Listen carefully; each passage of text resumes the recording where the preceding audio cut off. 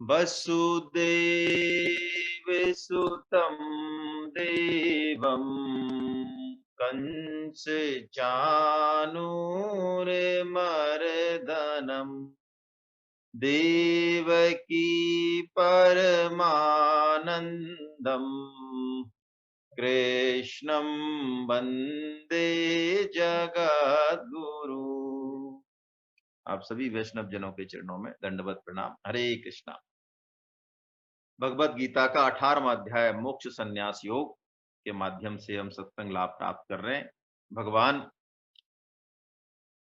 कर्म प्रेरणा और कर्म संग्रह का तात्विक विवेचन करते हुए सांख्य योग के आधार पर ज्ञान, कर्म, कर्ता, बुद्धि, धृति और सुख, इन 6 कारकों के 3-3 भेद जो है बता रहे हैं।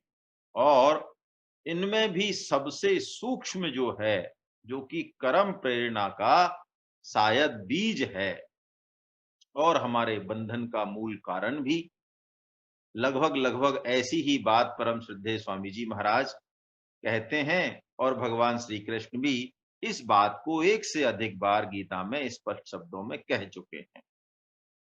सुख के 3 भेद अब भगवान बताएंगे और हम इस चीज को भी आज चर्चा करने की इस पे कोशिश करेंगे। जैसा कि परम श्रद्धेय स्वामी जी महाराज का कहना है कि चूंकि सुख सबसे सूक्ष्म है, सुखासक्ति के कारण ही बंधन है और कर्म का जो रूप बंधन रूप बन जाता है, मुक्ति रूप नहीं बनता है। कर्म जो है मुक्ति का कारण नहीं बनता, बंधन का कारण बन जाता है। चाहे अच्छा कर्म हो, चाहे बुरा कर्म हो, उसके पीछे ये सुख के 3 भेद समझना बहुत आवश्यक जो है भगवान श्री कृष्ण। अब हम 3 भेद हम समझें, है ना। आइए वाचन करें हम 36वें श्लोक से। भगवान बिल्कुल इस वृत्तांत को थोड़ा सा अलग कर रहे हैं और कह रहे हैं कि अब मैं 3 भेद अर्जुन सुख के बता रहा हूं। आइए पहले वाचन करें हम। सुखम त्विदानीं त्रिविधम शृणु मे भरतर्षभ अभ्यासाद्रमते यत्र दुखान्तं च निगच्छति यत्तदग्रे विषमविव परिणामे मृतोपमम् तत्सुखं सात्विकं प्रोक्त मात्म बुद्धि प्रसादजम्। हरे कृष्ण। हे भरत श्रेष्ठ, अब 3 प्रकार के सुख को भी तू मुझसे सुन। जिस सुख में साधक मनुष्य भजन, ध्यान और सेवा आदि के अभ्यास से रमण करता है और जिससे दुखों के अंत को प्राप्त हो जाता है, जो ऐसा सुख है वह आरंभ काल में यद्यपि विष के तुल्य प्रतीत होता है, परंतु परिणाम में अमृत के तुल्य है।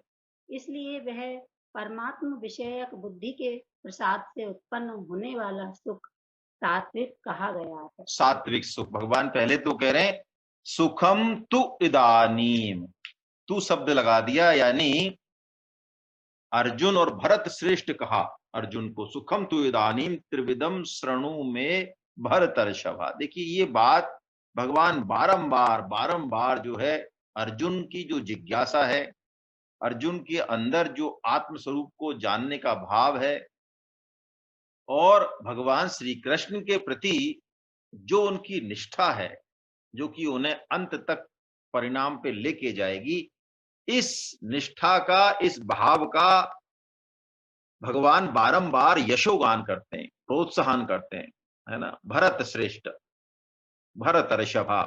क्यों? क्योंकि मनुष्य जीवन का जो लक्ष्य है अर्जुन, क्या लक्ष्य है? श्रेय है, प्रेय नहीं है। तो इस श्रेय को तूने ही पहचाना है।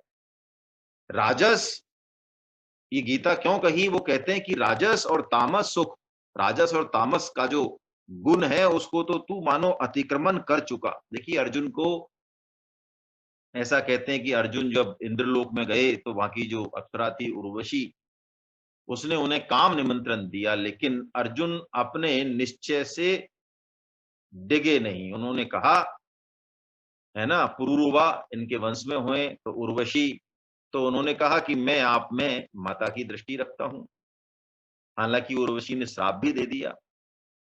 और अर्जुन पहले भी पहले अध्याय में ही भगवान को अपना मंतव्य बड़ा स्पष्ट कर चुके हैं कि मैं युद्ध के डर के मारे नहीं भाग रहा हूं। युद्ध भीरु नहीं है अर्जुन, अर्जुन धर्म भीरु है ना। वो कहते हैं न कांचे विजयम कृष्णा न चे राज्यम सुखानि च। देखिए कैसी बात कहते हैं कि मैं कोई विजय के लिए या जो है कोई सुख के लिए, राज्य का भोग करने के लिए, ये मेरी आकांक्षा नहीं है। मैं तीनों पृथ्वी लोग क्या पृथ्वी का पूरा राज्य भी मिल जाए तो भी जो है मुझे शांति नहीं मिलेगी। इसका मतलब अर्जुन पूरी तरह से योग्य है। ये बात जीवन में घटनी चाहिए, है ना। यदि हम अभी जो जीवन में राजस और तामस सुख हैं, राजस और तामस जो भाव हैं, उन्हीं गुणों में यदि भटकते रहेंगे तो फिर सात्विक गुणातीत की तो क्या चले, सात्विक गुण के सात्विक सुख को भी समझना बहुत मुश्किल है। और भगवान की जो ये यात्रा है, तो भगवान तो मानो ज्ञान कर्म कर्ता बुद्धि धृति है, और पहले यज्ञ तप दान आहार का भी भगवान ने वर्णन किया। इनमें से सब में से सात्विक को भगवान पकड़ रहे हैं, है ना। और सात्विक करनी है, और अब सुख का वर्णन कर रहे हैं, है ना, जो कि सबसे सूक्ष्म है। यानी इन किसी से भी हमको सुख नहीं लेना। ज्ञान कर्म कर्ता बुद्धि धृति सात्विक ग्रहण तो करना है, लेकिन सुख किसी से नहीं लेना, है ना। भगवान जो कह रहे हैं बहुत विलक्षण इसके जो है तात्पर्य है। भगवान कहते हैं अभ्यासात रमते यत्र, जिसमें अभ्यास से रमन होता है ना। बिना अभ्यास के नहीं होगा। क्यों नहीं होगा? हमारी इंद्रियों को, मन को, बुद्धि को, हमारे अंदर जो अहम है, चित्त है, जो हमारे संस्कार हैं, उनको राजस सुख को भोगने की आदत जन्मों जन्मों से पड़ी हुई है।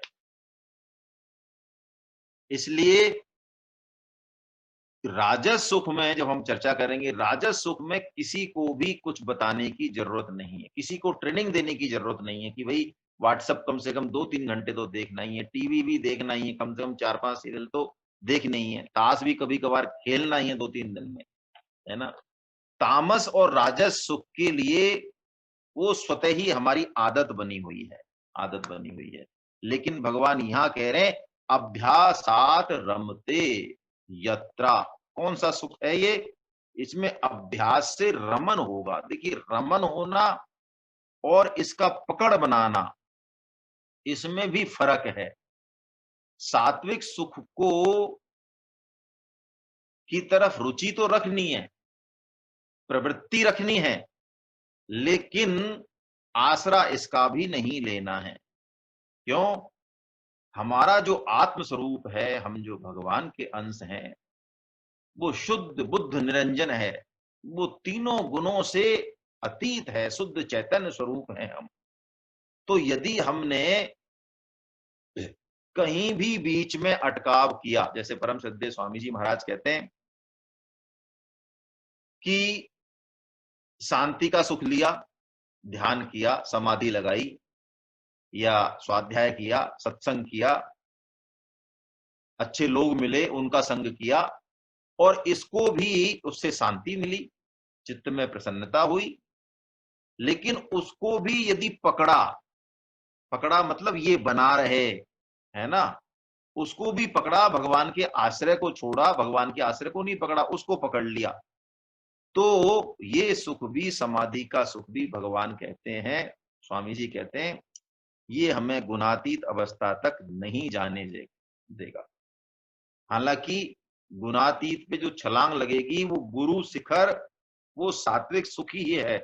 लेकिन सात्विक सुख में और गुणातीत सुख में वो सुख भी नहीं कह सकते उसको। यहां तक तो प्रकृति का राज्य है, इसलिए सुख कहा जा रहा है, वो आनंद है वस्तुतः। तो इन दोनों में भी, सात्विक में और उसमें भी जमीन आसमान का फर्क है। सात्विक सुख भी प्रकृति का राज्य है, इसका भी यदि संग किया तो ये भी बंधनकारी होगा। तो रमन का मतलब संग करना नहीं है। सुख संगेन बदनाति ज्ञान संगेन च अनघा। भगवान श्री कृष्ण जब गुणों का वर्णन करते हैं, 3 तरह के गुण बताते हैं 14वें अध्याय में, तो 6वें श्लोक में इस बात को कहते हैं, अर्जुन सात्विक सुख भी तुझे बांधने वाला हो जाएगा। यदि तू उसमें सुख लेगा, समाधि का सुख भी लेना नहीं है, शांति का सुख भी लेना नहीं है, यदि शांति का सुख ले लिया तो अक्षय शांति, अक्षय सुख, परम शांति की तरफ हमारी यात्रा नहीं होगी। यही बात भगवान कह रहे हैं, अभ्यासात रमते यत्रा दुखांतम च निगच्छति। दुखों का अंत जो है तभी होगा जब परम लक्ष्य पे हमारी दृष्टि टिकी रहेगी। यदि सात्विक सुख में रमन कर लिया, रमन का मतलब संग ले लिया, रमन का मतलब लगभग ऐसा ही है, ये शब्द ऐसा है कि रमन का मतलब रम जाना है ना, लेकिन रमन का मतलब संग और आसक्ति से बिल्कुल नहीं ले। रमन का मतलब सात्विक सुख को करणीय तत्व माने, सात्विक सुख में अपनी रुचि प्रवृत्ति लगन रखें, है ना, लेकिन अंतिम लक्ष्य ये नहीं है, इस बात को हमें समझना चाहिए, है ना। रमन से तात्पर्य जो है यहाँ पे रुचि क्रियता और प्रवृत्ति से है, सुखासक्ति से नहीं है। सुखासक्ति तो आद्यंतवंत कौन थे, भगवान कहते हैं ये ही संस्पर्जा भोगा दुख यौन एवत। ये जो सुख की आसक्ति है, इंद्रिय जन्य जो सुख है, जिसको हमने जन्मों जन्मों में लिया है, इस जन्म में भी कई बार लिया है, यही बंधन का कारण है। तो अभ्यास से इसमें रमन होगा। अभ्यास क्या है ना, अभ्यास के मायने क्या, हम इसको कई बार चर्चा भी कर चुके हैं। अभ्यास का मतलब यही है, बार बार श्रवण मनन निधिध्यासन हम करें, नित्य सत्संग करें, गीता प्रचार करें, नाम जप करें। सबसे बढ़िया अभ्यास है नाम जप।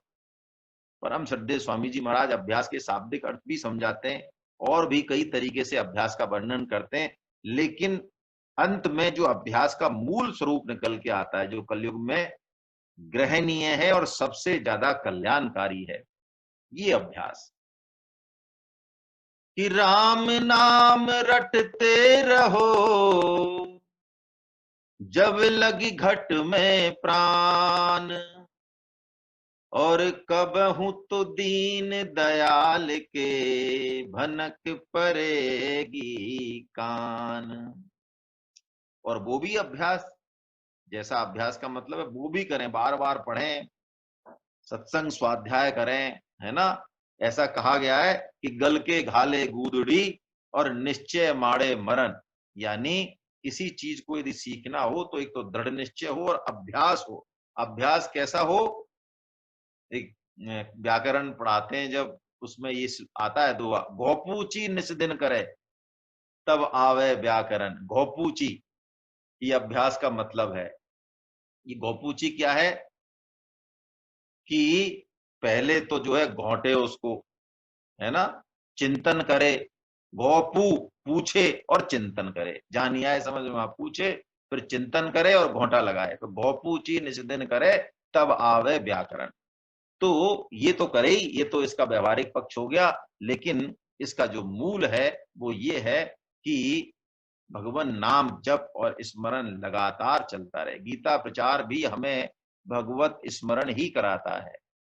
क्यों, आप दूसरे को रिकमेंड जब तक करेंगे ही नहीं जब तक आप खुद कन्विंस नहीं है, पहली बात।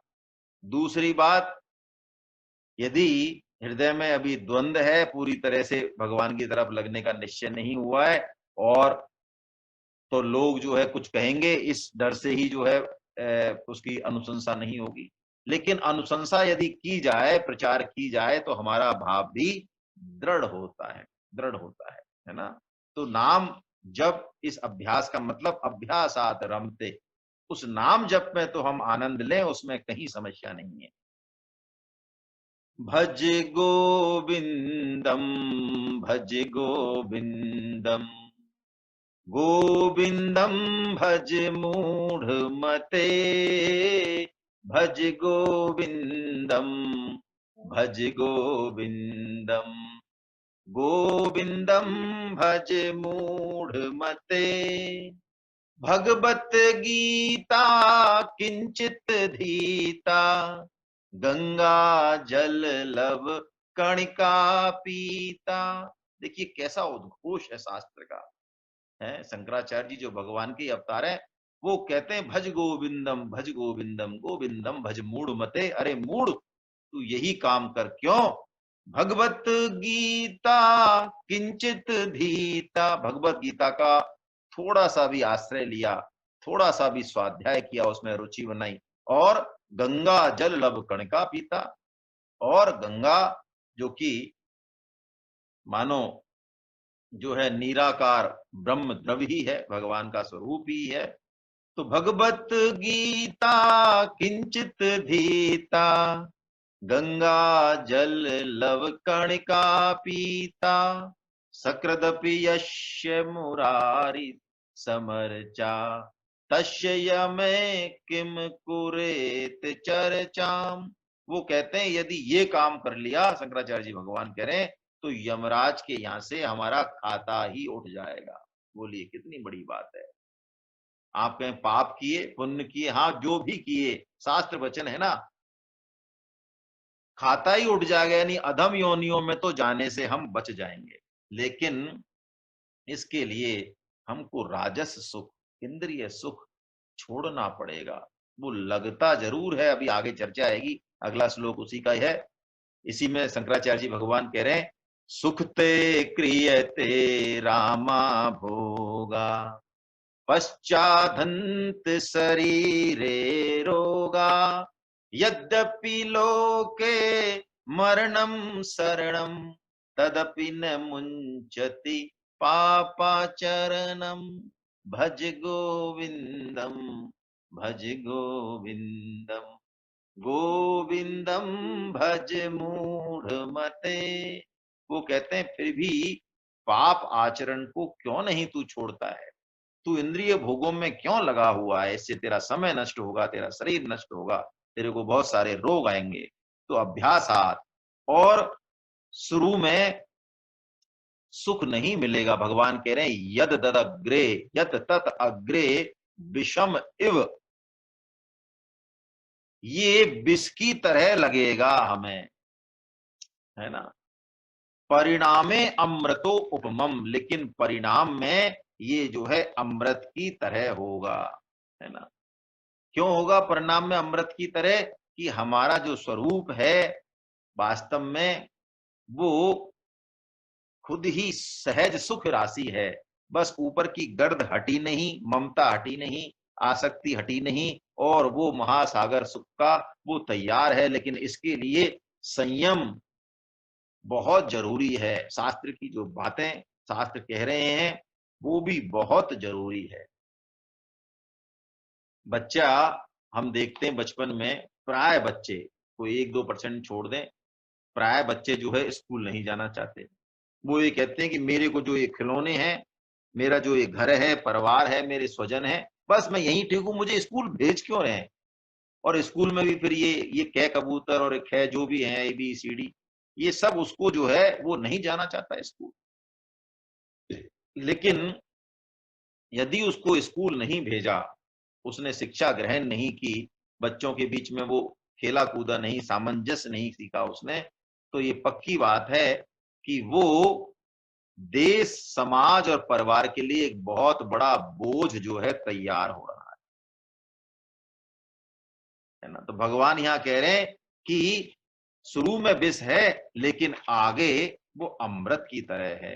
तत्सुखम सात्विकम प्रोक्तम, अर्जुन वो जो सुख है वो सात्विक है। और कैसा है वो? आत्म बुद्धि प्रसादजम, आत्म बुद्धि प्रसादजम, यानी वो खुद की परमात्म विषयक बुद्धि की प्रसन्नता से पैदा होने वाला है। हमारा जो लक्ष्य बना है भगवान की तरफ चलने का, ऐसी बुद्धि से, क्योंकि राग और द्वेष धीरे धीरे कम हो रहे हैं।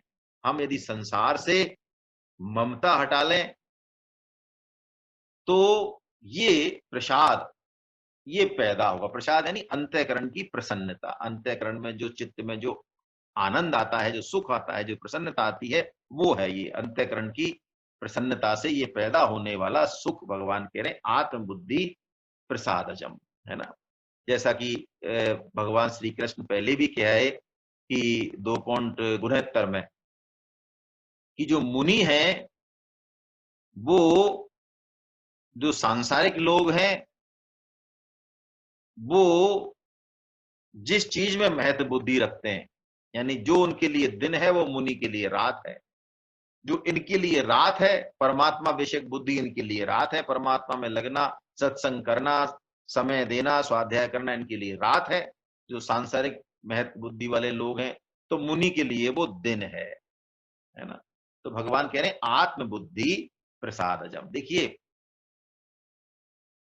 मुनि की बात, ऋषि महर्षि की बात, त्यागी की बात मानना आवश्यक है। क्यों? त्यागी ने दोनों चीजें देख रखी हैं। उसने संग्रह का सुख भी ले रखा है और त्याग का सुख भी ले रखा है। हमने अभी संग्रह का ही सुख जाना, भोग का ही जाना। त्याग का सुख इससे बहुत ऊपर है, वो प्रसाद है। राग द्वेष युक्तेषु विषयान इंद्रिय चरण, भगवान कहते हैं तू राग द्वेष को हटा ले, ममता को हटा ले, तो आत्मवश्येर विधेय आत्मा, वही आत्मबुद्धि प्रसादजम प्रसादम अधिगच्छति। फिर तुझे चित्त की वो प्रसन्नता प्राप्त होगी जो तेरे शोक, चिंता और उन सबको मिटा देगी, है। ये भगवान कह रहे हैं। और इसके लिए हमें जो है, ये जरूरी है कि हम अपना साधन और संयम अवश्यमेव से करें। शुरू में जो विष रूप में लग रहा है उसको जो है उससे ज्यादा घबराए नहीं, है ना।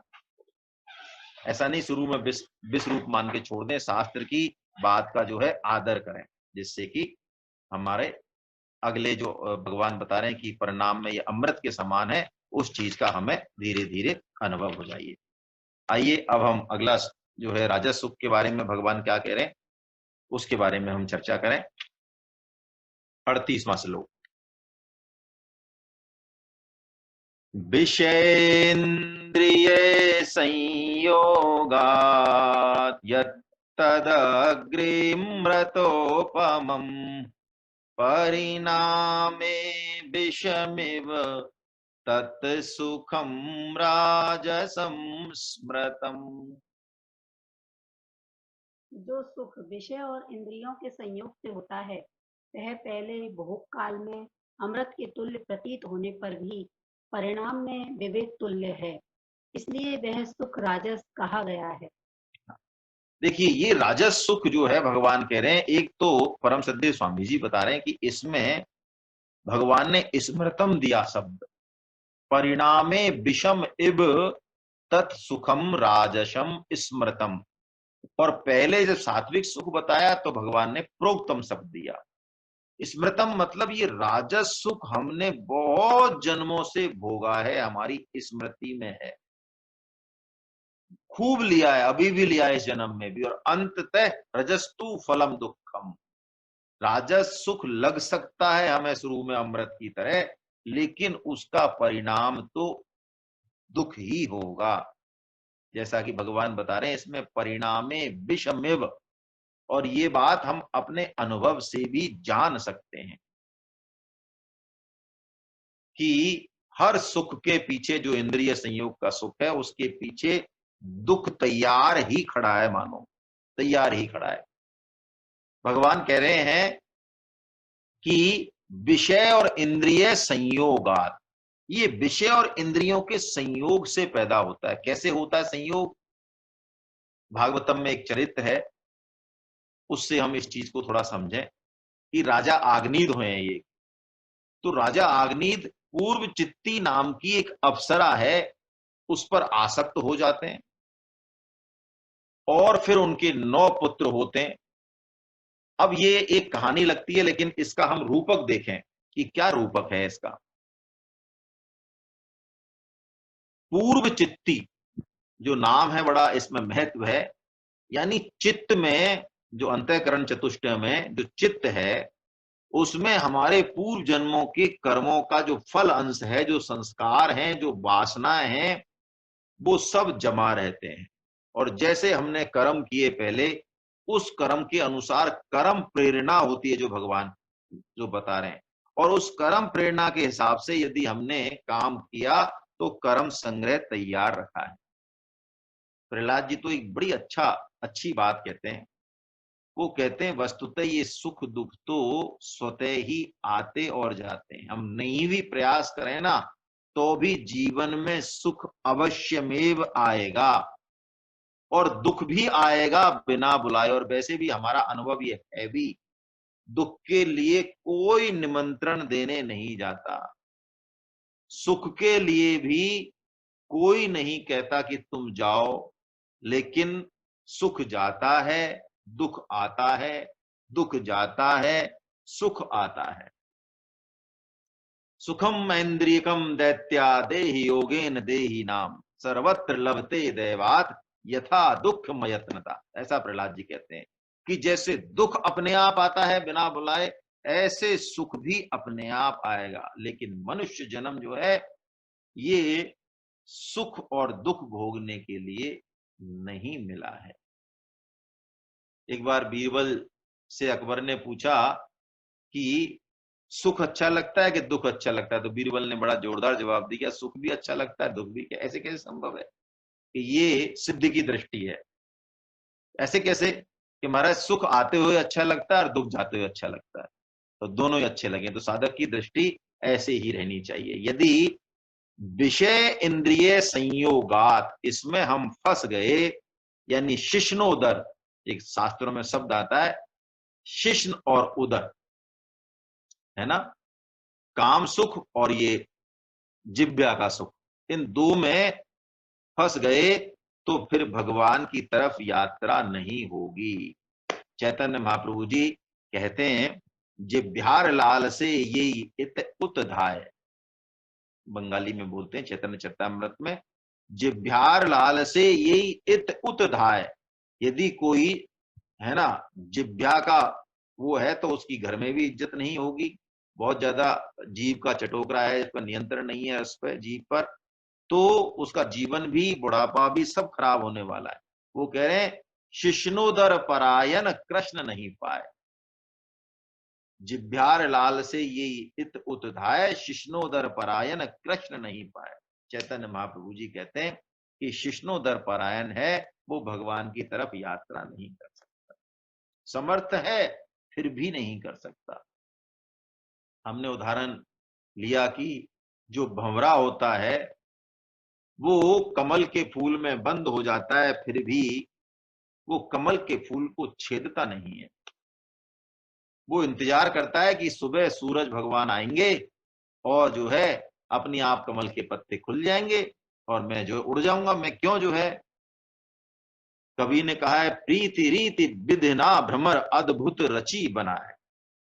प्रीति रीति, ये जो सुख आसक्ति है, ये विषय इंद्रिय संयोगा जो है, ये कैसी है कि कौन सा भ्रमर काष्ठ भेद समरथ है, कमल न भेद आ जाए, है ना। ये मानो हमारे लिए ही कहा जा रहा है कि मनुष्य जो है भगवान का अंश है, उसके अंदर किसी भी तरह के निश्चय की या उसके अंदर उत्साह की किसी तरह की कमी नहीं है, उसकी सामर्थ्य बहुत अटूट है।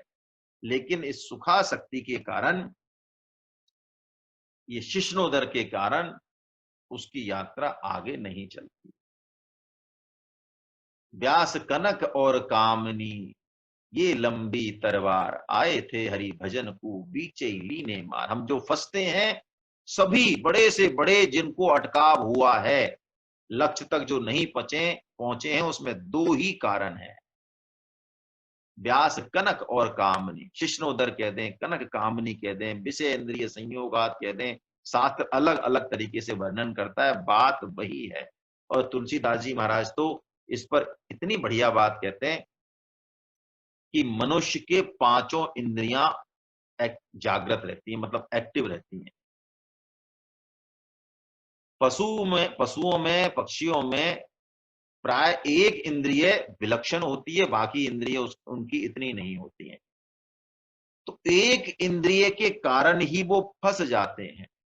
अली पतंग मृग मीन गज जरत एक ही आंच। इन सबकी एक एक इंद्रिय है। अली यानी भौरा, पतंगा, मृग, मीन मछली, और गज यानी हाथी। इन सबकी एक एक इंद्रिय है। एक एक इंद्रिय से फंसते हैं ये। जरत एक ही आंच, और तुलसी वे कैसे जिए जिन्हें सतावे पांच। वो कहते हैं यदि मनुष्य पांच पांच इंद्रियों को रखता है और यदि उनका संयम नहीं करेगा तो फिर बात आगे बढ़ेगी नहीं। हमारी चर्चा हुई थी कि प्राय गीता का प्रचार यदि हम करें सच्चे दिल से तो ये जरूरी नहीं है कि सामने वाला हमसे बहुत आसानी से कन्विंस हो जाए। क्यों? कारण यही है, राजस सुख में हम सब उलझे हुए हैं।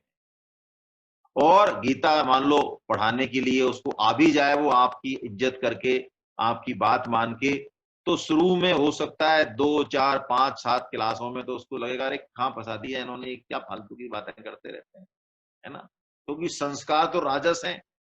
भगवान कह रहे हैं राजस सुख तो अमृत लगेगा शुरू में, परिणाम में दुख देगा। तो इसलिए परिणाम तो ठीक है, बाद की दृष्टि देखी जाएगी, लेकिन अभी तो जो है अमृत जैसा लग रहा है। सारे भोग अमृत जैसे लग रहे हैं। सारे जितने भी और जो है हमारी इंद्रियों को तृप्त करने वाले जितने भी साधन विज्ञान ने नए से नए आज खोजे, सब अमृत समान लग रहे हैं। तो इसके लिए तो एक ही बात है कि हमें दृढ़ निश्चय करना पड़ेगा और शास्त्र की बात पे विचार करना पड़ेगा। अपने अनुभव से भी हम सीख ले सकते हैं। बारंबार देखिए, हालांकि शब्दों की गर्मा है, लेकिन मैं अपनी एक बात कह दूं, ये पक्की बात है कि ऐसा आज तक कोई पुरुष या स्त्री नहीं बना जो काम सुख के बाद जिसमें जरा भी किंचित सी ग्लानि तो आती है, और दुखों का सागर जिसको यदि थोड़ा सा विवेकवान भी है तो उसको दिखेगा, दिखे। यानी शास्त्र कह रहा है उसी तरह से उसका सदुपयोग करना है, उसका भोग नहीं करना है ना। काकभूषुंड जी तो बहुत अच्छी बात कहते हैं, हम इसी बात को पकड़ लें। निज अनुभव अब कहूं खगेसा, बिनु हरि भजन न जाहे कलेसा। इसमें भी संतों ने ये बात बताई कि इसको बजाय दबाने के इसको छोड़ दें, इस पे विचार करना, और अपने चित्त को और मन को जहां लगाना है वहां लगाते जाएं। तो धीरे धीरे हमारी वृत्ति जो है वो बदल जाएगी। वैसे भी देखिए, अर्थ और काम को पुरुषार्थ माना है। हमारे वर्णाश्रम पे भी यदि हम थोड़ा सा ध्यान करें तो भी वर्णाश्रम कह रहा है कि मानो जीवन के 2 पार्ट कर लें एक तरीके से, वैसे तो 4 हैं लेकिन 2 कर लें, 2 एक तरफ और 2 एक तरफ। तो जीवन की दोपहरी अर्थ और काम, ब्रह्मचर्य है, गृहस्थ है, अच्छे से कमाया, यश उपलब्धि, भौतिक उन्नति, बहुत अच्छा है, कोई दिक्कत नहीं है, कोई दिक्कत नहीं है। 50 साल तक जो है गृहस्थ आश्रम ब्रह्मचर्य आश्रम, लेकिन बहुत जरूरी है उसमें से होके निकलेंगे तो ही शायद जो है इसको छोड़ पाएंगे। लेकिन वानप्रस्थ में और सन्यास में हमें ये समझ में आ जाना चाहिए कि ये जीवन इसी के लिए नहीं मिला है।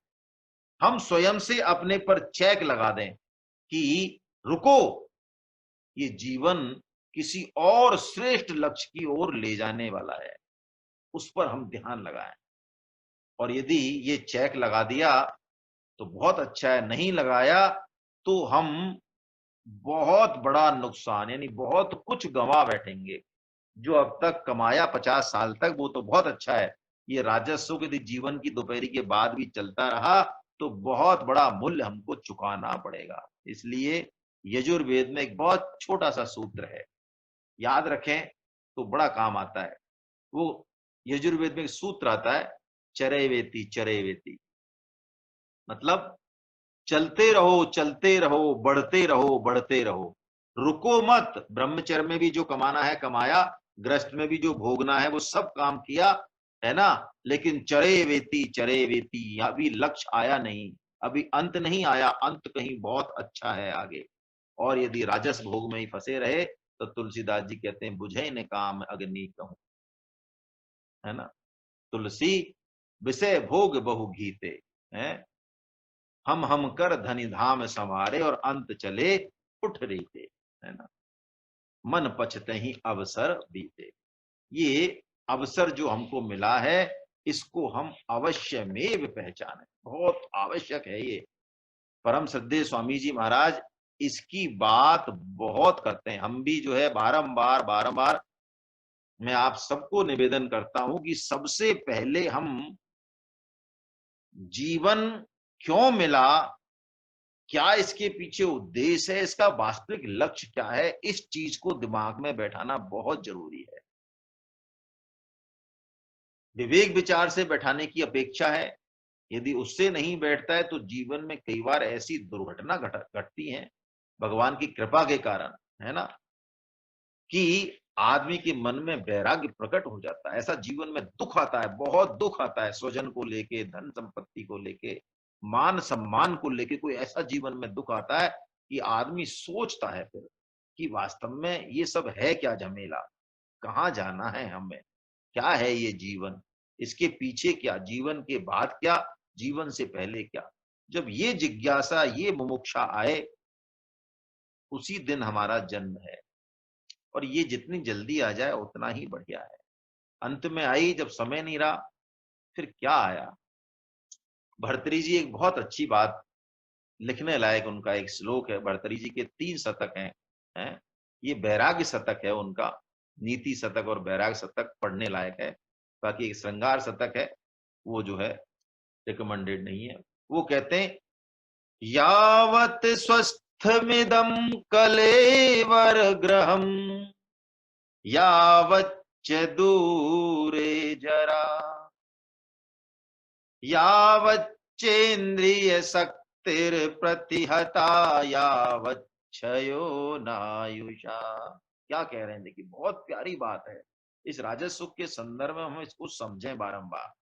यावत स्वस्थ मिदम कलेवर ग्रहम, जब तक हमारा शरीर स्वस्थ है, ये कलेवर बहुत बढ़िया है। यावच्च दूरे जरा, इसमें कोई बीमारी नहीं है। यावच्च इंद्रिय शक्तिर प्रतिहता, जब तक इंद्रियों में शक्ति है, दिख रहा है, कान से सुन रहा है, आंख से दिख रहा है, दिमाग काम कर रहा है। यावत क्षयो नायोसा, तब तक हमारे पास आयु है ना। क्या पता कितना समय बचा है। वो कहते हैं आत्म श्रेयसी तावत एव विदुषा कार्य प्रयत्नो महान। हे विदुषी, हे श्रेष्ठ मनुष्य, तू तब तक जो महान काम करने के लिए भगवान ने तुझे भेजा है, आत्मश्रेय के लिए जो भेजा है, उस पर तू थोड़ा विचार कर ले। प्रोदीप्ते भवने च कूप खननम प्रत्युद्यम की दृशा। वो कहते हैं कि प्यास लगने पे कुआं खोदेगा तू, आग लगने पर, प्रोदीप्ते उद्दीपन यानी आग लगने पर, आग लगने पर यदि कुआं खोदेगा उसका कोई फायदा नहीं। बुढ़ापे में प्राय हम सोचते हैं कि हम भजन कर लेंगे, मन ही नहीं लगता, समझ ही नहीं आता, दिखता कम है, प्रभाव कम हो जाता है, लोग मानते कम है, घर वाले ही। तो इस चीज को अभी से, जब तक कि शरीर में और इंद्रियों में सब में ताकत है, तब से इसको हमको मानना चाहिए। यही भगवान कह रहे हैं कि ये राजस सुख शुरू में अमृत है लेकिन बाद में विष है, इसलिए विवेकशील मनुष्य इसमें रमन नहीं करता। ये बात 5.22 में पहले भगवान कह चुके, है ना। अब जो है तामस सुख, भगवान कह रहे हैं तामस सुख क्या है, इसके बारे में भगवान वर्णन करें। आइए हम पहले श्लोक का वाचन करें। यदग्रे चानुबंधे च सुखम मोहनमात्मना निद्रालस्य प्रमादोत्थम तत्तामसमुदाहृतम्। ये वाला जो सुख भोग काल में तथा परिणाम में भी आत्मा को मोहित करने वाला है, वह निद्रा आलस और प्रमाद से उत्पन्न सुख तामस कहा गया है। वाह। यद अग्रे च अनुबंधे च सुखम मोहनम आत्मना। भगवान कह रहे हैं चाहे आगे हो, चाहे परिणाम में हो, चाहे बीच में हो, ये तो जो सुख है ये तो मोहित करने वाला है।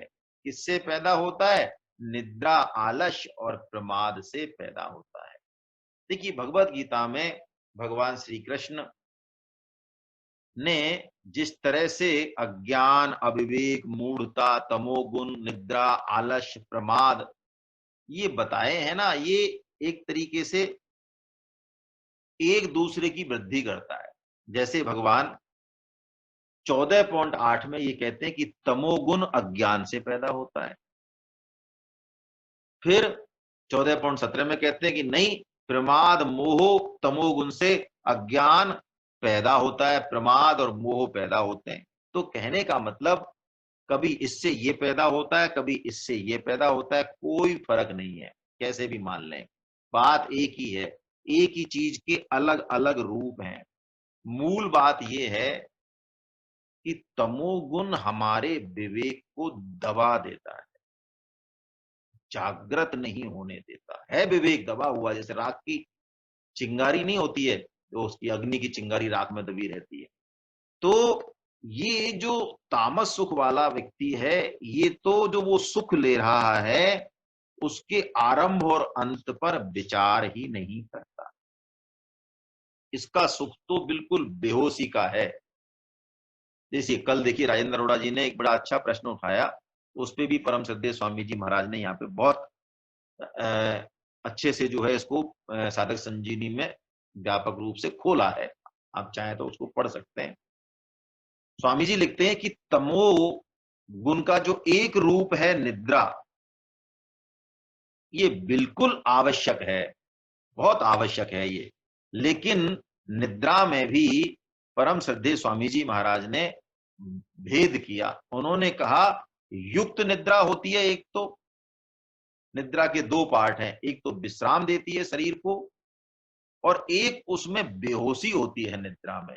तो स्वामी जी कहते हैं जो विश्राम वाला जो हिस्सा है वो तो ग्रहणीय है, लेकिन बेहोशी वाला जो हिस्सा है वो ग्रहणीय नहीं है। क्यों? वो तमोगुण और अज्ञान को उत्पन्न करने वाला है। तो अब कैसे पता चले निद्रा में कौन सा बेहोशी और कौन सा ही है? देखिए, जब तक निद्रा, आलस्य और प्रमाद हमारे जीवन में रहेंगे तब तक इस बात का पता नहीं चलेगा। जैसे कि शरीर की आवश्यकता पूरी हो गई और अलार्म दे दिया, शरीर ने भी इंडिकेशन दे दिया कि अब उठ सकते हैं, लेकिन चलो और ले लेते हैं एक झपकी। यदि निद्रा के बारे में, तामसी सुख के बारे में ऐसी सोच है तो फिर हमको ना बेहोशी पने का पता चलेगा, ना निद्रा में जो आवश्यक चीज है स्वाभाविक उसका भी पता नहीं चलेगा। स्वामी जी कहते हैं समाधि में और निद्रा में एक ही फर्क है। देखिए निद्रा में सुख मिलता है, क्यों मिलता है? संसार से विस्मृति हो जाती है। इस बात से स्वामी जी ने एक बहुत अच्छी बात जो कि प्राय हमें माननी चाहिए, वो कहते हैं हम तो ये मानते हैं कि लोगों में, वस्तुओं में, भोगों में सुख है। स्वामी जी कहते हैं है ही नहीं। अब हम कहेंगे ये तो बहुत ही उल्टी बात होगी, लेकिन स्वामी जी का तर्क इतना अकाट है कि उसको हम थोड़ा सा देखें तो बात समझ में आ जाएगी। स्वामी जी कहते हैं भोगों में, वस्तुओं में, संसार में सुख है ही नहीं, उल्टा इनके त्यागने में सुख है। कैसे माने महाराज? हमें तो लगता है।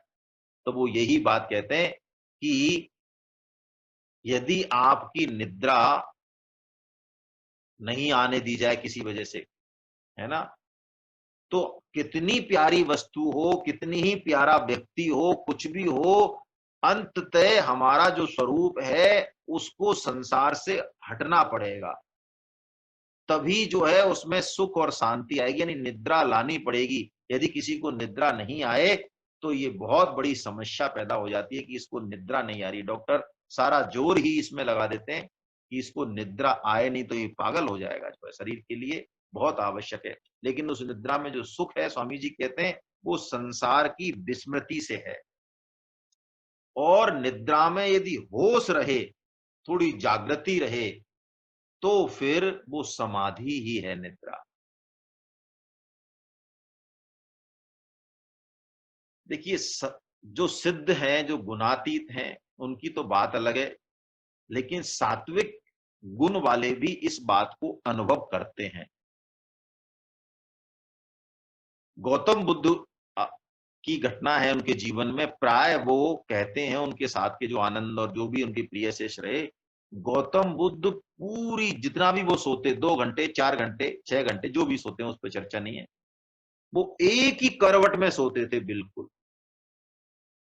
तो उनसे पूछा आनंद ने कि आप, हम देखते हैं आप करवट ही नहीं बदलते हैं। तो वो कहते करवट बदलने की क्या जरूरत है, मैं शरीर को देखता हूं, साक्षी भाव मेरा रहता है कि शरीर बस आराम में है, उसको एक करवट में ही उसकी जो आवश्यकता है, जो क्षतिपूर्ति है, कोशिकाओं की जो आराम मिलना है, निद्रा का जो विश्राम पार्ट है, ग्रहणीय तत्व है, वो मुझे मिल जाता है बहुत आराम से, मुझे कोई जरूरत नहीं है बदलने की। तो समाधि में और निद्रा में यही फर्क है कि उसमें जागृति रहती है समाधि में, निद्रा में बेहोशी रहती है। तो भगवान तो कहते हैं ये तामस सुख निद्रा आलस्य प्रमाद से पैदा होता है। निद्रा में, आलस्य में और प्रमाद में, इसमें जो सुख महसूस करे, इसमें भी प्रमाद को स्वामी जी ने बहुत खतरनाक बताया। आलस्य तो ये कि शास्त्र विहित कर्तव्य कर्म नहीं करे, निकम्मापन हो, शिथिलता हो, काल करे तो आज करे तो काल करो और काल करे तो परसों, है ना। और स्वामी जी कह रहे हैं लेकिन प्रमाद जो है ना, ये तमोगुण की सबसे गहरी वृत्ति है, 3rd डिग्री है मानो। निद्रा, आलस्य और प्रमाद, सबसे ज्यादा जो पतन करता है वो प्रमाद है। स्वामी जी ने इसके कुछ फर्क किए, हम देखें। स्वामी जी कहते हैं एक अक्रिय प्रमाद होता है, ये निठल्लापन है, जैसे आलस्य है, इसी का एक रूप मान लें। एक सक्रिय प्रमाद होता है। सक्रिय प्रमाद कैसे होता है कि जो करणीय तत्व है, जो कर्तव्य कर्म है, उसको तो करे नहीं, और व्यर्थ की शास्त्र निषिद्ध क्रियाओं में जो है, राजनीतिक चर्चाओं में बढ़ चढ़ के हिस्सा लेना है, अखबार को शुरू से अंत तक चाट लेना, मोबाइल सोशल मीडिया पे बहुत ज्यादा एक्टिव रहना, ताश चौपड़ खेलना, ये प्रमाद ही है, ये तामस गुण ही है। और ये गहरा बढ़ता है तो फिर बीड़ी, सिगरेट, झूठ, कपट, बेईमानी, अभक्ष भक्षण, स्वामी जी कहते हैं फिर ये प्रमाद जीवन का जो है पतन कर देता है, क्योंकि विवेक को बिल्कुल दबा देता है ये, है ना।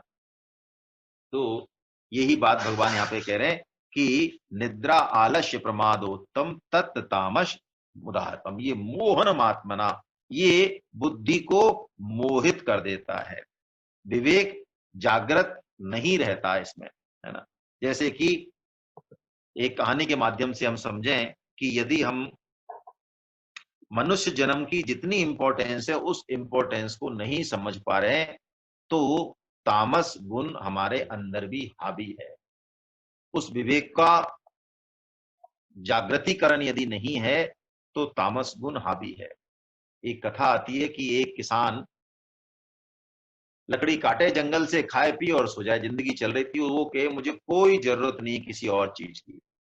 एक बार ऐसा हुआ, राजा आया, राजा की कुछ हेल्प हो गई उससे, और कोई आसपास था नहीं, बड़े गहरे जंगल, तो राजा ने चंदन का एक बाग उसको अलॉट कर दिया। फिर अलॉट कर दिया, चंदन का बाग दे दिया, पट्टा दे दिया उसको। फिर राजा ने कुछ महीनों बाद भेजे वजीर वगैरह मंत्री, देखो जरा वो किसान जिसने हमारी एक बार सहायता की थी, उसकी क्या हालत है, बड़ा गरीब था उस समय। तो मंत्री ने कहा, वजीर ने कहा, महाराज वो तो वैसा की वैसा ही है। क्यों? पर थोड़ी सी स्थिति सुधर गई, लेकिन कोई मतलब नहीं है उसको, उसको पता ही नहीं है चंदन होता क्या है। वो चंदन की लकड़ी को ही काट रहा है, बेच रहा है और जला रहा है, खाना बना रहा है, कुछ पैसे अच्छे मिल रहे हैं, लेकिन जो है उसकी स्थिति वही की वही, यानी उसका विवेक काम नहीं कर रहा। ऐसे ही मनुष्य जन्म और सामर्थ्य, सुअवसर, सत्संग सब कुछ मिलने के बाद भी हम जो है इसको दृढ़ निश्चय नहीं कर पाए, अच्छे से नहीं बैठा पाए, तो यही कहा जाएगा कि तामस सुख में अभी भी हमारी वृत्ति है ना। समय बहुत इंपॉर्टेंट है। परम श्रद्धेय स्वामी जी महाराज कहते हैं कि समय को हम अवश्य पहचाने। नारायण कवि जी ने तो समय के लिए इतना बढ़िया लिखा है, बहुत गई थोड़ी रही नारायण अब चेत, काल चिरैया चुग रही निश दिन आयु के। वो कहते हैं ये सांस जो है अलॉटेड है, फिक्स है, उम्र अलॉटेड नहीं होती है कभी भी। शास्त्र तो यही कहता है कि हमको श्वास श्वास जो है मिली हुई है। जब हम काम भोग करते हैं तो श्वास बहुत जल्दी खर्च होती है, आप अनुभव करना। जब आप ध्यान करते हैं, सत्संग करते हैं, समाधि में होते तो श्वास बहुत कम खर्च होती है। ये योगी अपनी उम्र को 200-400 साल ले जाते हैं, ये ऐसे नहीं है कि इनकी उम्र 400 साल होती है, ये श्वासों का संयमन कर लेते हैं, पूरक रेचक और कुंभक कर लेते हैं।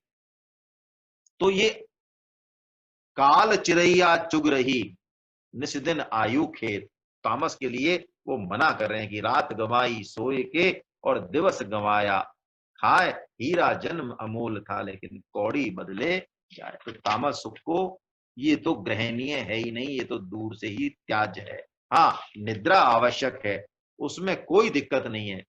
यदि स्वामी जी कहते हैं युक्त निद्रा, वो बिल्कुल आवश्यक है शरीर मन बुद्धि अंतःकरण के लिए, उससे तो बल्कि स्फूर्ति आती है। कई ऐसे लेखक हुए जो सोने के बाद ही, अच्छी नींद लेने के बाद फिर लिखते हैं। क्यों? उससे उनके दिमाग में बड़े अच्छे आइडिया आते हैं, बिल्कुल बुद्धि उनकी सही रहती है। भगवान ने भी जब 6वें अध्याय में इस बात को कहा निद्रा को, तो वहां भी उन्होंने इस बात को कहा युक्त स्वप्न अवबोधस्य।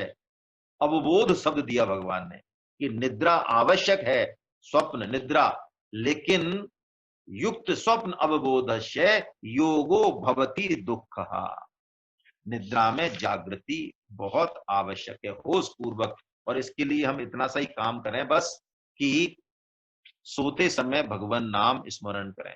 इस बात को हम धारण कर लें। और कल से शायद पुरुषोत्तम मास लग रहा है, पुरुषोत्तम मास लग रहा है, बहुत इसका महत्व बताते हैं। जल्दी मैं आपसे इसलिए निवेदन ये कर रहा हूं कि मैं खुद भी जो है ये प्रण कर रहा हूं और आप सबके सामने, आप सबका सद्भाव सहायता करे कि कल से ब्रह्म मुहूर्त में उठना है। क्योंकि एक संत ने तो इतनी कड़ी बात कही है, वो हमारे जैसों के लिए लागू होती है, मतलब मेरे लिए, मैं तो ये कहता हूं। वो कहते हैं जो ब्रह्म मुहूर्त में नहीं उठ सकता वो क्या ब्रह्म को प्राप्त करेगा। तो कम से कम पुरुषोत्तम मास में तो हम समय सूरज देव से, सूर्य भगवान से पहले उठ के और जो है कुछ भजन पूजा आदि का नियम बनाए और सोते समय भगवान नाम स्मरण, भगवान की लीलाओं का स्मरण करते हुए सोएं और उठते ही सबसे पहले भगवान नाम ही निकले मुंह से। तो ये जो 5, 6, 7 जो भी जितने घंटे की जो निद्रा है, स्वामी जी महाराज कह रहे हैं कि ये हमारी समाधि के रूप में और सत्संग के रूप में काउंट हो जाएगी। ऐसी पोलम पोल है भगवान के यहाँ, है ना। तो चलिए अब जो है हम इस पूरे वृत्तांत का अब पटाक्षेप भगवान श्री कृष्ण कर रहे हैं, 40वां श्लोक ले रहे हैं और इस पे हम थोड़ा सा चर्चा भी करेंगे कि क्यों भगवान ने इतनी सारी चीजें जो है बताई हैं। आइए लेते हैं। नैतदस्ति पृथिव्यां वा दिवि देवेषु वा पुनः सत्त्वं प्रकृतिजैर्मुक्तं यदि गुणे।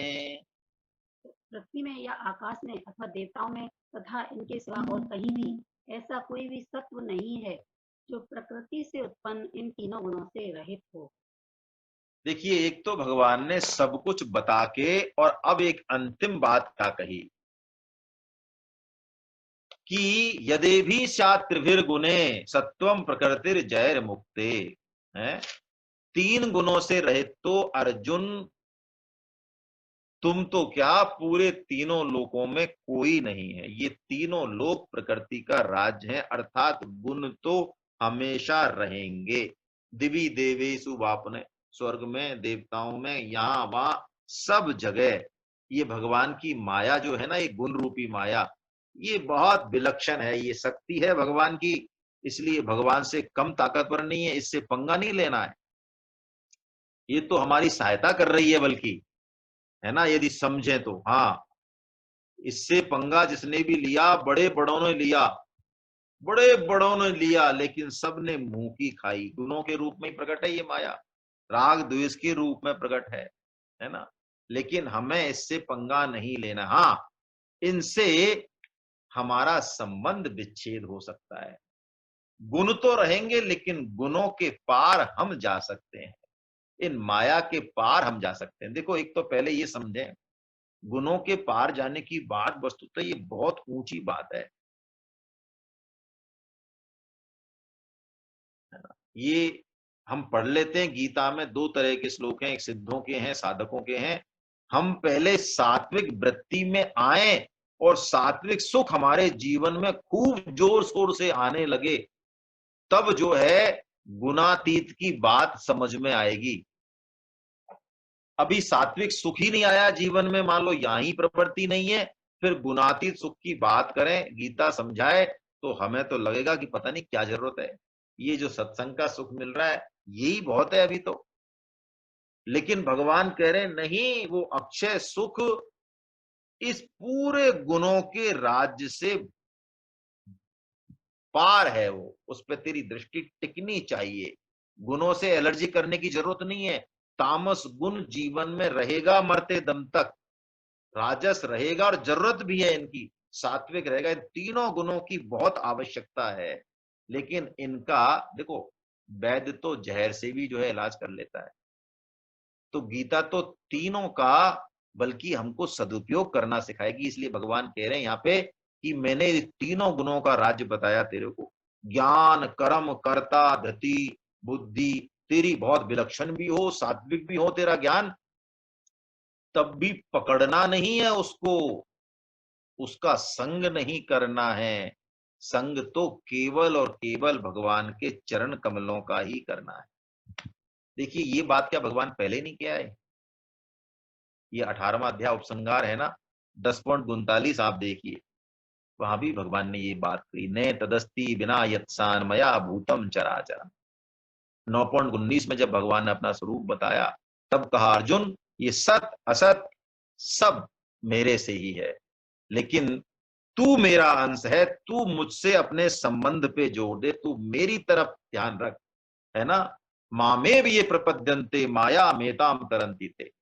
गुणों से पार जाने का अर्जुन ने जब एक उपाय पूछा भगवान से, सब उपाय बता दिए भगवान ने, फिर भी अर्जुन ने कहा महाराज और बताओ। तो भगवान ने कहा अव्यभिचारिण्य है, अव्यभिचारिण भक्ति, यानी केवल और केवल मेरी तरफ दृष्टि, और जैसा भाव हो, भगवान ने कहा वैसे समझ ले तू। ज्ञानी गुणों की सत्ता को मानता ही नहीं है, वो कहता है गुण प्रकृति से उत्पन्न है, ये भगवान की माया है, इससे हमारा कोई मतलब नहीं है। भक्त जो है संसार को भगवान का ही रूप देखता है, वो कहता है सब कुछ प्रभु आप ही हो, है ना, मैं तो केवल और केवल आपका हूं, आपसे संबंध मानता हूं, है ना। और मनुष्य ही इन गुणों से पार जा सकता है।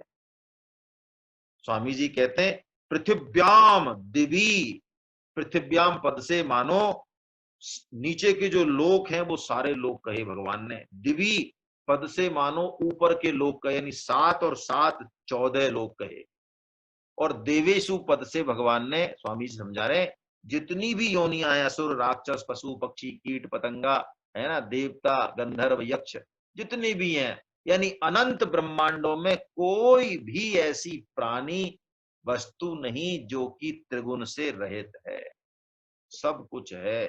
ये ज्ञान भी सात्विक ज्ञान, सात्विक बुद्धि भी हमको पकड़नी नहीं है, जाना अवश्य है इसमें, लेकिन पकड़ नहीं करनी। कर्म प्रेरणा और कर्म संग्रह का बात चल रही है ना, देखिए ये प्रकरण अब यहां खत्म हुआ। कर्म प्रेरणा बताई भगवान ने, और कैसे कर्म संग्रह होता है ये बताया। क्यों? अब क्या कह रहे हैं, तीनों गुणों से पूरी प्रकृति जो है ओत प्रोत है, इसका मतलब गुण हमेशा रहेंगे, लेकिन इस पूरे प्रकरण का मतलब यही है, प्रयोजन यही है कि हम अपने लक्ष्य को जो है बना के रखें। लक्ष्य एक है, वो जो कि सात्विक सुख से, जो कि सबसे सूक्ष्म है, उससे भी वो परे है, विलक्षण है, अलौकिक है। अभी हम उसको ग्रहण नहीं, देख नहीं पाएंगे, अनुभव भी नहीं कर पाएंगे। भगवान ने यही कहा, प्रोक्तम कहा गया है, अनुभव नहीं है। स्मृतम कहा राजस के लिए, उसका अनुभव है। तो अनुभव तो नहीं है, लेकिन भगवान कह रहे हैं कि वो सात्विक सुख से भी, सात्विक सुख से भी कोई तुलना नहीं है उसकी। लेकिन कब होगा? जब इस समस्त गुणों के साम्राज्य से हमारी जो है दृष्टि भगवान की तरफ रहे। सात्विक कर्म करना है, सात्विक ज्ञान में जाना है, सात्विक बुद्धि, सात्विक गति, सात्विक सुख, सत्संग सब करने हैं, लेकिन आश्रय हमको भगवान का रखना है। क्योंकि सात्विक सुख भी जन्य है, स्वामी जी कहते हैं।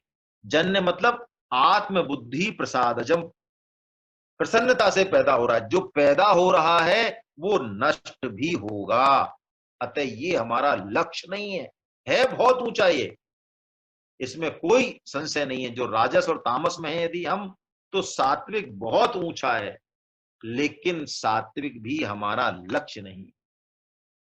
हमारा लक्ष्य, हमारा स्वरूप गुणातीत है, गुणों के पार, जो कि अक्षय सुख है, जिसका कि कभी क्षय नहीं होता है। मानो भगवान ये बात बताने के लिए ही ये पूरे वृत्तांत को भगवान ने कहा है कि राजस और तामस है, तो पहले तो उससे ऊपर उठे, सात्विक में तो आए, सात्विक में आए, फिर उसमें रमन करे, लेकिन पकड़े उसको भी नहीं, सिद्धियां प्रकट हो जाएंगी। देखिए हम बातें करते हैं, लेकिन मैं बिल्कुल मेरे मन की बात कर रहा हूं। अभी हम इतने लोग हैं, मैं सही बताऊं, मुझे नहीं लगता शायद सभी की सब, कोई संत, कोई महात्मा, हालांकि संत महात्मा नहीं कहना चाहिए उनको, वो यदि हमको चमत्कार दिखा दें, जो कि सिद्धि बहुत सात्विक में प्रकट हो जाती है खूब, हमारा शरीर का दुख दूर कर दें, कोई खोई वस्तु हमको बता दें, कोई लॉटरी का नंबर बता दें, और सब बात उनकी सही निकले, हैं, तो ये पक्की बात हम मान लें कि हम उसी सुख में पकड़ में आ जाएंगे, उससे बाहर निकलने की हम सोचेंगे नहीं। ध्यान ही, कई कई जो ध्यान लगाते हैं वो कहते हैं बड़ा आनंद आता है ध्यान, बस अब इससे ऊपर कहीं नहीं जाना है। हमारे रोग ठीक हो गए, हमारी चित्त, हमारी बुद्धि, हमारा शरीर बहुत अच्छा लग रहा है। अब सोचो ध्यान का ही सुख इतना है, तो समाधि का सुख कितना ऊंचा होगा। लेकिन भगवान तो स्पष्ट कह रहे हैं ये इस प्रकरण में कि हमको सारे सुख छोड़ के और गुणातीत होना है। वो गुणातीत पुरुष का जो लक्षण है वो हमको पकड़ना चाहिए। भगवान ने एक बहुत विलक्षण श्लोक का, मैं 2 मिनट में उसकी चर्चा और करना चाह रहा हूं। 14.22 है ना, प्रकाशम च प्रवृत्तिम च मोहम एव च पांडवा न द्वेष्टि संप्रवृत्तानि न निवृतानि कांचति। ये श्लोक बहुत विलक्षण है। भगवान ने एक एक गुण से एक एक चीज उठाई। प्रकाश, सात्विक गुण का ज्ञान, सुख, प्रकाश, प्रकाशम च प्रवृत्तिम च, राजस की प्रवृत्ति उठाई, और तामस का मोह उठाया। भगवान कहते हैं जो गुणातीत पुरुष, जिसकी लक्ष्य गुणातीत अवस्था है, वो यदि ये तीनों आ जाएं और तीनों ही चले जाएं, तो भी वो किसी की भी आकांक्षा नहीं करता, वो उदासीन रहता है इनसे। अर्थात वो अपने स्वरूप पे नजर टिकाए रहता है। उसको पता है ये सात्विक सुख भी सब गुणों का ही खेला है। नान्यम गुणेभ्य कर्तारम यदा दृष्टा अनुपश्यति गुणेभ्यश्चैव परम वेत्ति मद भावम सोधिगच्छति। भगवान 14.19 में ये बात कह आए। इसलिए अर्जुन, तू इन तीनों गुणों से परे चला जा, इनसे हमारा संबंध नहीं है। देखो ये बात सुनने में बड़ी अटपटी लग रही होगी, लेकिन स्वामी जी हमको एक टेक्निक देते हैं। अच्छा, तनुज जी के मन में मानो अच्छे विचार आए, इनका बहुत अच्छा ध्यान लगे और इनकी बड़ी निष्ठा है गुरुदेव के प्रति, भगवान के प्रति, तो बताइए इससे मेरा कोई मतलब है क्या? कोई मतलब नहीं है ना। किसी के मन में पाप वासना उठे, किसी के अंतःकरण में, तो मेरा इससे कोई मतलब है क्या?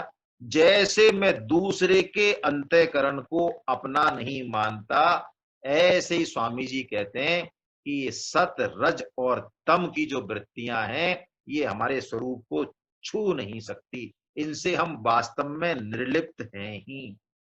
लेकिन वो कह रहे हैं इस पे हमको दृष्टि टिकानी पड़ेगी। तीन चीजें होती हैं, स्वामी जी ने देखिए बहुत ही गहरी बात कही है। एक तो करना, बस ये पूरे प्रकरण का पटाक्षेप है यहाँ पे। अब 1 मिनट में स्वामी जी कहते हैं एक तो होता है करना, ये करना व्यष्टि है।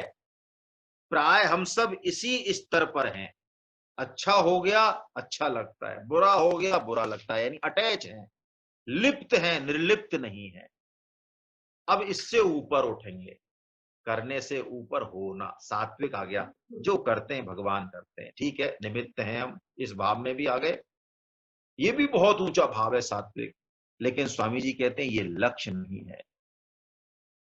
करना, होना और एक है। नए साधकों को शायद समझ नहीं आया है, मतलब बस है। अब मैं हूं, मैं ही खत्म हो गया, मैं ज्ञानी हूं, ये बात कहने का मतलब है अभी सर्वोच्च अवस्था है नहीं। उस सुख का यानी उस आनंद का अनुभव नहीं होता, उस आनंद में स्थित हुआ होता है। अनुभव कौन करेगा? जब तक मैं हूं तब तक अनुभव होता है, तो अनुभव तो होता है सांसारिक भोगों का, सांसारिक सुखों का। उस सच्चिदानंद घन परमात्मा में तो हमारी स्वतः स्थिति होती है। ये 7.19 जो बोलते हैं भगवान श्री कृष्ण, वासुदेव सर्वम, जो कि सर्वोच्च अवस्था है गीता की, इससे ऊपर कोई अवस्था नहीं। तो करना व्यष्टिगत, होना और एक है। तो हम कम से कम होने में तो चलें एक बार, होने में हम स्थित होंगे तो आगे की बात समझ में आएगी। भगवान ने 18.40 जो है बोल के, और इस संपूर्ण वृतांत को जो सांख्य योग का था, सांख्य योग के तत्व को मानो बताया कि कैसे हम ज्ञान कर्म करता बुद्धि धृति और सुख को समझते हुए और कैसे इनसे निर्लिप्त हो सकते हैं, असली सन्यास के तत्व को प्राप्त कर सकते हैं। ये भगवान श्री कृष्ण ने जो है बताया इसमें। हरे कृष्णा हरे कृष्णा हरे कृष्णा। कल भगवान श्री कृष्ण अब अगले उसमें बहुत विलक्षण प्रकरण ले रहे हैं। वो कह रहे हैं मैंने बता तो दिया तेरे को, लेकिन अब नियत कर्म जो है, तेरा स्वभाव क्या है, तेरा वर्ण क्या है। ये वर्ण और जाति को लेके इतना घालमेल है, लेकिन भगवत गीता की यदि वाणी को, तत्व को हम समझें तो बहुत ही वैज्ञानिक मामला है। कोई सुने तो, कोई समझने के लिए तैयार तो हो। आज इतना आपस में वैमनस्य है इन चीजों को लेके, लेकिन यदि इसकी गहराई में जाएंगे, जिस तरह से स्वामी जी ने एक्सप्लेन किया है, और गीता का जो भाव है, कौन है ब्राह्मण क्षत्रिय वैश्य और शूद्र, क्या इनके नियत कर्म हैं, और कैसे जो है भगवान, क्यों भगवान इनको बता रहे हैं। अब ये सांख्योग और सन्यास का तत्व कहने के बाद ये परम श्रद्धेय स्वामी जी महाराज इसकी बहुत विलक्षण चर्चा करते हैं। कल इसकी चर्चा हम करेंगे। हरे कृष्ण हरे कृष्ण हरे कृष्ण। हाँ हाँ।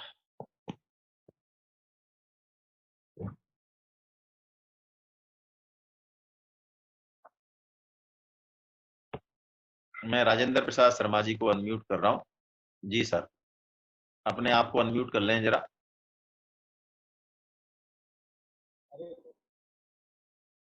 हरे कृष्णा हरे कृष्णा बोलिए। जी भगवत गीता आप बहुत समझा रहे हैं। हमारे जी। मन में यदि कोई प्रश्न नहीं आता है तो इसका तात्पर्य ये नहीं है कि हम समझ नहीं पा रहे हैं। जी जी जी बिल्कुल।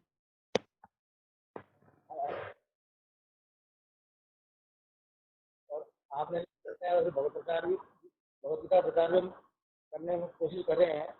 मैंने लगभग 30 लोगों से संपर्क किया है,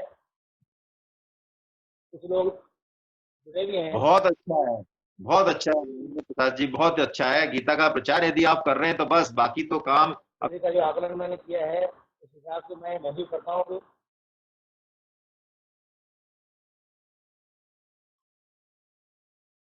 कि मेरा जो शरीर की प्रकृति है, मैंने अनुभव किया है कि तामसी है, निद्रा काफी आती है।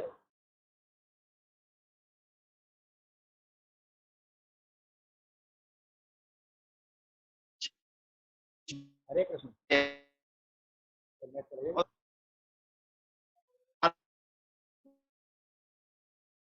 क्या नेट गड़बड़ होगी, कुछ आवाज नहीं आ रही है।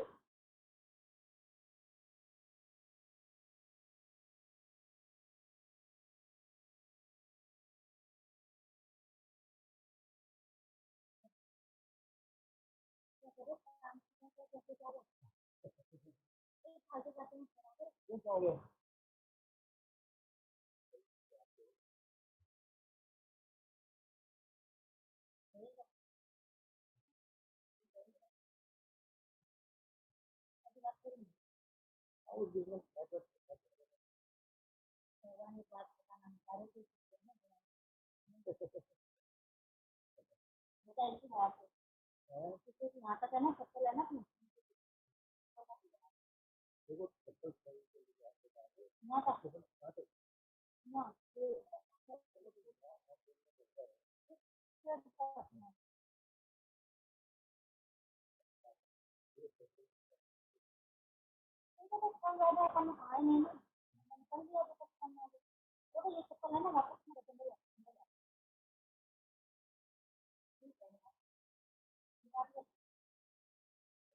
नेट गायब हो गया।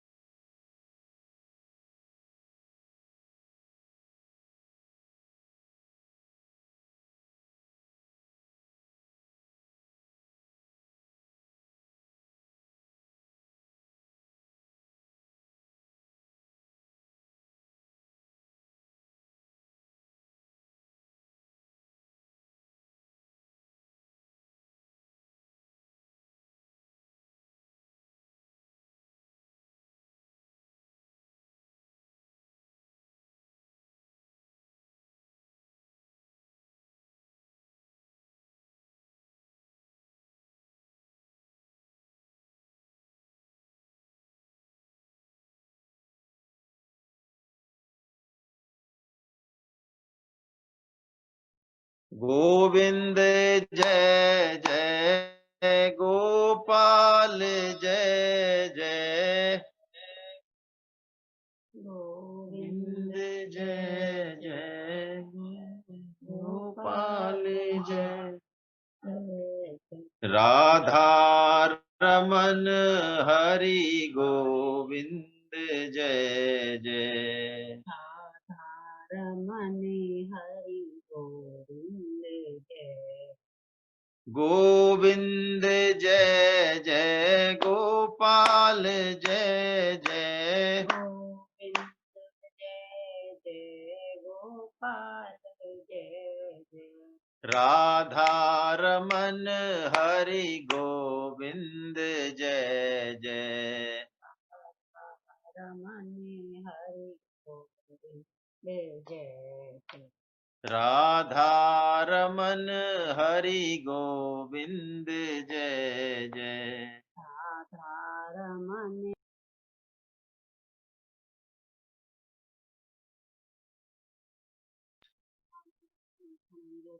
सर्व पाप प्रणाशनम सर्व पाप प्रणाशनम प्रणामो दुःख समनस्तं नमामि हरिं परम।